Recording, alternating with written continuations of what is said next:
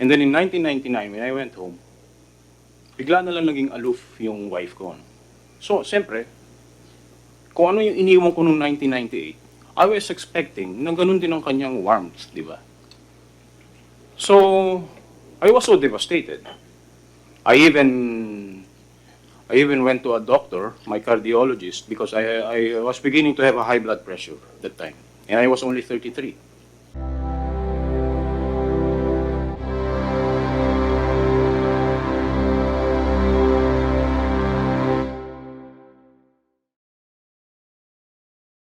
We move forward with stories of persons supporting the passage of divorce law in the Philippines. During the hearing of the Committee on Women, Children, Family Relations, and Gender Equality of the Senate for the proposed passage of a divorce law, a former Seaman-OFW shared his experience. His narrative will become part of the voice that pushed for the approval of the bill, we are made to believe. My name is Marcos Antonio Luna. I'm a former OFW Seaman. And I got married in 1993. And then got married as a church marriage. It was in 1994. And then when I came home, every year I go to outside of the country, every year. And then in 1999, when I went home, bigla na lang naging aloof yung wife ko. So, siyempre, kung ano yung iniwan ko noong 1998, I was expecting na ganun din ang kanyang warmth, di ba? So, I was so devastated. I even went to a doctor, my cardiologist, because I was beginning to have a high blood pressure that time. And I was only 33. Even my doctor prescribed me a somewhat frisium. It is a medicine to calm you down, because I cannot sleep.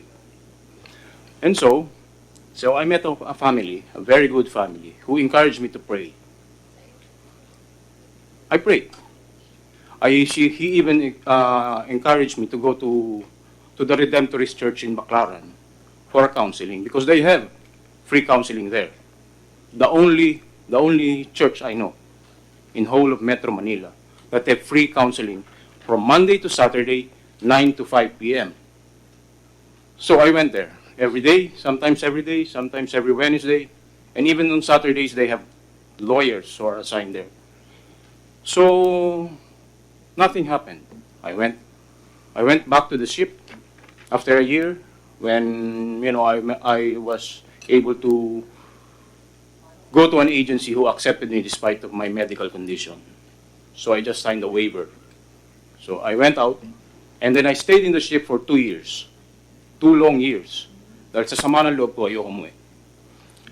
And then, nung nabibenta na yung barko, so umuwi ako. And then, bumalik siya sa akin. So, tinanggap ko. Kasi, wala naman akong I don't have any girlfriends. I stay in the ship for 2 years. So, I continued praying. So, yun ang nag-result. So, maybe I was so happy. Nagkaroon kami ng reconciliation. And then for the next, and then in 2009, she asked me, I was continuing going to the ship, providing well with them, with my son and my wife. So in 2009, she asked me, can I go to Saudi Arabia? Because I was being offered a job there. Okay. Anyway, I trust you. So she went there. And then when she went back in 2011, I received the first email, since that was the only time we had an internet in the ship. The first email I received from her is an email for a separation. It was a bullet point email stating all her reasons why. So I cannot do anything because I was in the ship. I was there. She only informed me, but she did not try even to get my side of the story. So I was so devastated. So I continue, of course, sa mga agency kasi, we are bounded by law to give 80% of our salary. no? 80% of our salary. Gusto kong tinawagan ko yung agency namin. Pwede ko bang putulin yung allotment? Kung pwede. Kasi sabi niya, this is different. Sabi, siya na mismo nagsabi. This is different. So, sabi ko, gusto ko namang ma-preserve yung pinaghihirapan ko sa barko. Because, can anyone here know how it feels to work in the middle of nowhere, give what you have earned to someone who is disrespecting you? I don't think none of you ever experienced that. None of you. So, when I went back in November of that same year, ganun siya. Nakikipag-chat sa mga foreigner. I never even touched a hair on her. Pinabayaan ko lang. Because, as advised to me by a good family, pray. So I went back to Baclaran Church. I went back there. I had this counselor named Sister, we call her Sister, but she's not a nun. Sister Chinitz, no? So, yun, tinanong niya ako, ano ba father niya? Well, he's a bum. He's a Spanish bum, and the mother is the breadwinner. Panganay na anak, hiwalay. Pangalawa, hiwalay. Pangatlo, hiwalay. Siya, bunsong babae, yun nga, trying to destroy the marriage. So, sabi niya, you're in a difficult situation eh. Ikaw, ang dami mong pwedeng gawing example eh. You came from a good family. Your father is a businessman, your mother is a very strict disciplinarian. All your brothers, we are 7 brothers, and none of us, 5 of them are not even separated. Who did not even go through this difficulty I went through. So, sabi ko, so I continue doing that, you know.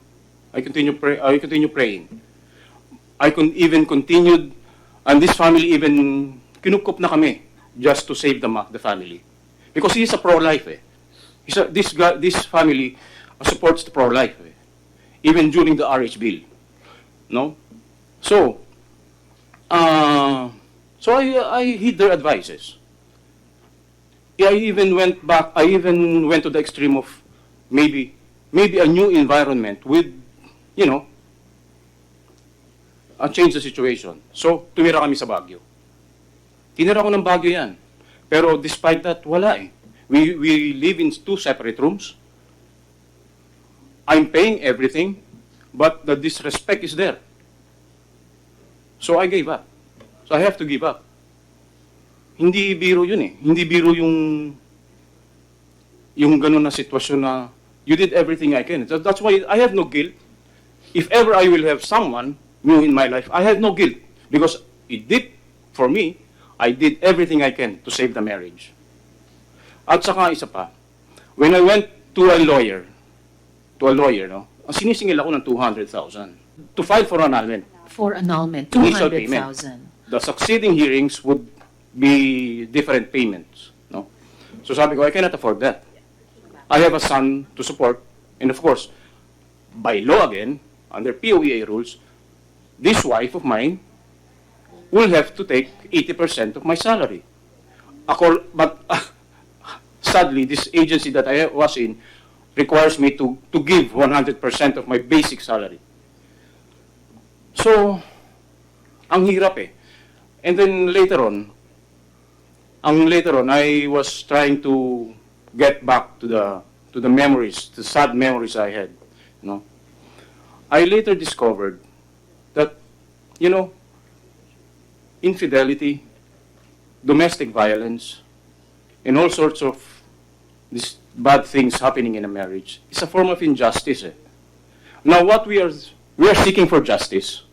We are seeking for justice not in a quick way, because the bills that we have right now have grounds, but in a more realistic way. Because annulment is what? My stepfather, who happens to be a lawyer and a former judge of Lucena City, told me, annulment is so difficult. That is, habang buhay pa ako, file it na. Noong 1999 pa lang. He was encouraging me, no, I don't want my family broken. So if ever any anti-divorce advocates would tell us that we are anti-family, no, we are not.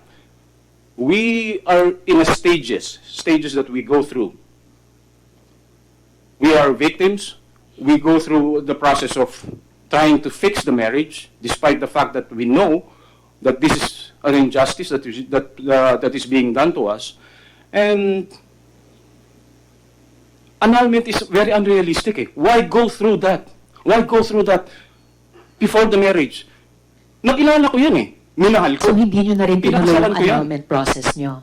Mhm. You didn't pursue what I you didn't were pursue it because I don't earlier. believe in it. I don't believe in it. It is being exploited. Eh.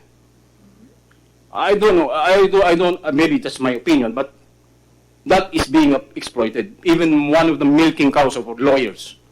On a personal note, will he be interested in lobbying, supporting, and exhorting for the passage of the bill if he did not experience what he had in his marriage? Since he said he has siblings who are neither separated or divorced, will they support his cause?